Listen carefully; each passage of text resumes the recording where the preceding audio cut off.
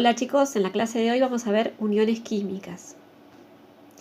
Ustedes saben que la materia está formada por átomos que se unen para formar moléculas. Según las combinaciones que se forman entre los átomos, ¿sí? Las uniones son llamadas uniones químicas, ¿sí? Según cómo se den. Hay tres tipos de uniones, ¿sí? Son las metálicas, las iónicas y las covalentes. Nosotros nos enfocaremos en las iónicas y las covalentes, que son las que más nos interesan. Las uniones covalentes también son llamadas uniones moleculares, ¿sí? Y se dan entre elementos no metálicos, ¿sí?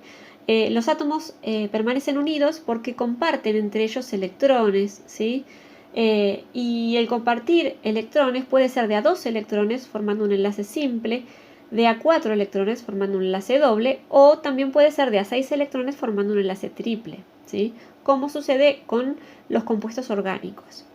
Estos electrones compartidos, si hay uno de los elementos que es más electronegativo que el otro, entonces la nube electrónica estará más cerca de ese elemento, ¿sí? Esa unión se llamará polar, ¿sí? Porque uno de los elementos tiene más cerca esos electrones compartidos. En cuanto a las uniones iónicas, se dan entre metales, solo se dan entre metales y no metales, una unión entre esos elementos. Los átomos permanecen unidos a partir de cargas opuestas que se forman, ¿sí? Ya que el metal pierde electrones y se transforma en un catión, ¿sí? Y el no metal gana electrones y se transforma en un anión. ¿Por qué se forman las uniones químicas? Y porque los elementos son más estables unidos que estando separados. Esto sucede en todos los elementos de la tabla periódica excepto en los gases nobles, que son muy estables estando solos. ¿Por qué son tan estables los gases nobles?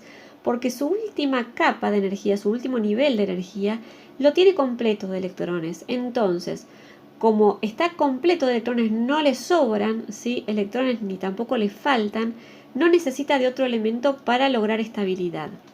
El resto de los elementos de la tabla periódica busca esta estabilidad que tienen los gases nobles imitando su estructura electrónica, es decir, buscan el gas noble que tienen más cerca y tratan de imitar la cantidad de electrones que tiene ese gas noble.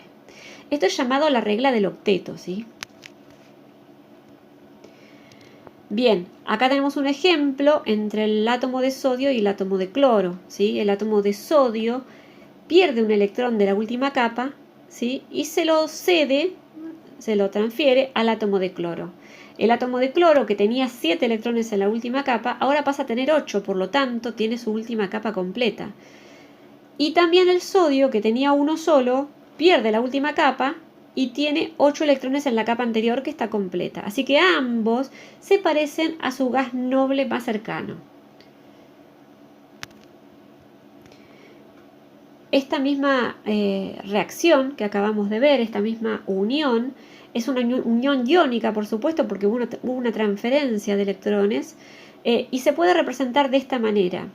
En este caso solo representamos los electrones de la última capa de energía, del último nivel, que son llamados electrones de valencia, ¿sí? ¿Por qué se llaman así? Son los electrones a partir de los cuales los elementos se unen con otros, ¿sí? No utilizan los electrones interiores, de las capas interiores, solo los de la última capa, que son llamados electrones de valencia. Fíjense que esta estructura, esta forma de representarlo, se llama estructura de Lewis, ¿sí? Y muestra en la primera parte, antes de la flecha, el sodio con un electrón, ¿sí? Y el cloro con 7 electrones.